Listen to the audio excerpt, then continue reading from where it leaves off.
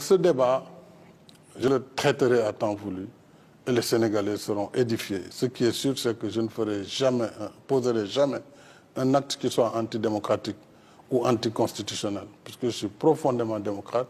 Maintenant, je décide moi de parler quand le moment sera venu, pas maintenant. Alors, à la question sur votre candidature en 2024, il y a presque 2 ans, vous aviez dit ni oui ni non.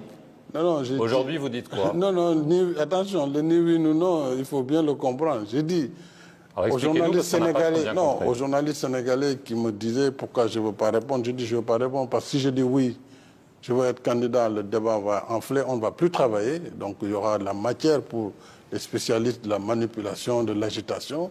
Si je dis non, dans mon propre camp, vous savez, les gens ne travailleront plus non plus, tout le monde sera dans une dynamique tout de suite de se préparer pour l'élection. Or, moi j'ai un mandat à exercer, le peuple m'a confié un mandat, je dois travailler pour le Sénégal. Donc je ne peux pas à 3 ans, 4 ans de l'échéance satisfaire simplement la curiosité de ceux qui n'ont de centre d'intérêt que l'élection. Ils attendront le moment que j'ai choisi ou le moment, en tout cas, pendant lequel ce débat va être inévitable. Aujourd'hui, c'est plutôt oui ou plutôt non? Non, aujourd'hui, il n'y a pas de réponse.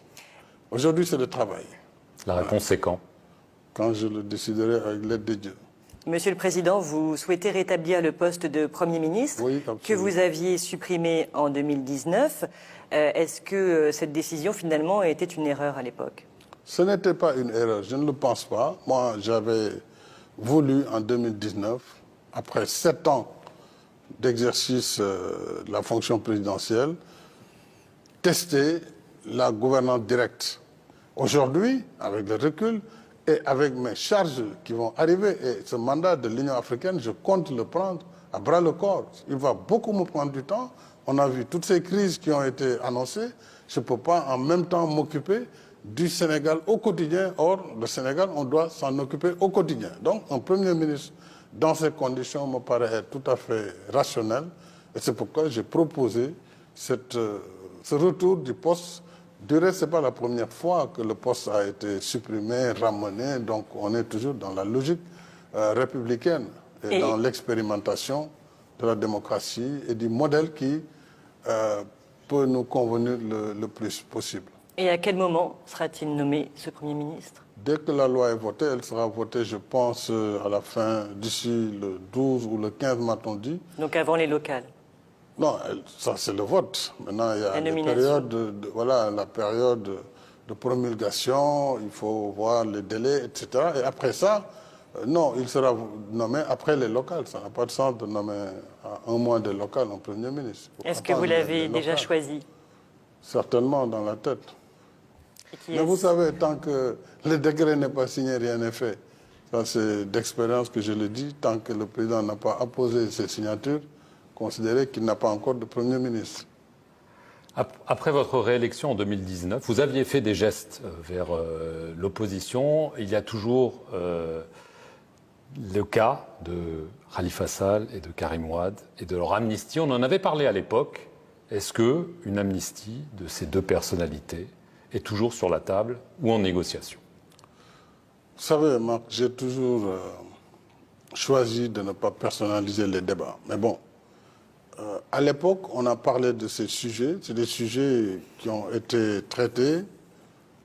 Le débat se pose au Sénégal aussi. Est-ce que c'est une amnistie, une sorte de réhabilitation? Je ne sais pas trop. Moi, je ne suis pas opposé dans le cadre d'un dialogue qu'on trouve des solutions, mais qui respectent le droit, qui respectent la loi. Vous y seriez favorable? Oui, je l'ai déjà dit au cadre unitaire de l'islam au Sénégal, qui intervient beaucoup pour pacifier le milieu politique. Non, je ne suis pas opposé à l'esprit, mais il faut trouver la bonne formule.